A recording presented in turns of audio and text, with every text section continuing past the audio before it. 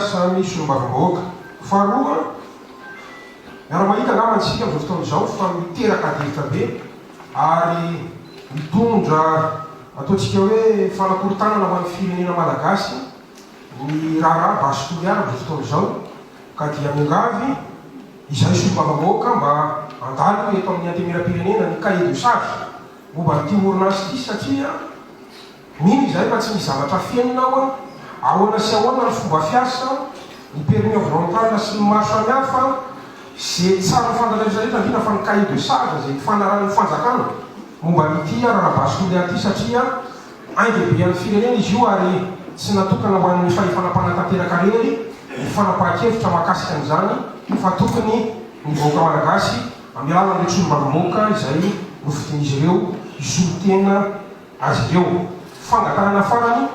maniry rahatsika bebe atao ny interpellé ihany koa ny ministéran'ny finance ho tonga ara-potoana araka ny voalazan'ny texte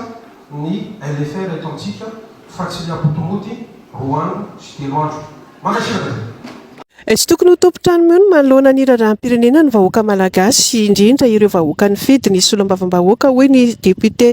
Gasikara Fensou voafeto amin'ny boribory tany fahatelo raha nangataka nandritra ny fotoam-pivoriana fandaliana fandaharam-potoana ny antemera-pirenena ny amin'ny hoe tokony mandalo eny anivony antemera-pirenena ny boky nandraikitra mikasika indrindra ny raharaha basy toliara ary aloha fantatry ny vahoaka inona marina ny votoatiny inona no ao anatiny izany voarakitry ny setetikasa basy toliara izany sao misy zavatra afenina hoy ity solom-bavambahoaka ity fantatsika tsara angamba fa miteraka savovory eto amin'ny firenena ny raharaha basy toliara ary ny antom-pisininy atao hoe antenimera-pirenena dia rafitra omeny vahoaka fahefana isovava azy ireo ka ny raharaha basy toliara dia tsy aferan'ny gouvernemanta irery fa aferan'ny malagasy ray manontolo indrindra ny eto fetraka an'izany ka zay no natonga ny tenako nangataka ho tonga ety amin'ny antemera-pirenena ny fifanarahana zay nataon'ny fanjakana amin'izany orinasa basy toliara zany ho tonga ety amin'ny antemera-pirenena ny cahier de charge zay ny fanarahana tamin'izany basy toliara zany fantatritsika tsara fa reo olo ireo taloha tsipaka an'izany basy toliara zany fa manino reo androany manaiky an'izany basy toliara zany dikan'izany raha tsy misy zavatra fenonao da anao ho hitany vahoaka ety amin'ny antemera-pirenena ny fifanarahana sy ny cahier de charge izay hifanarahana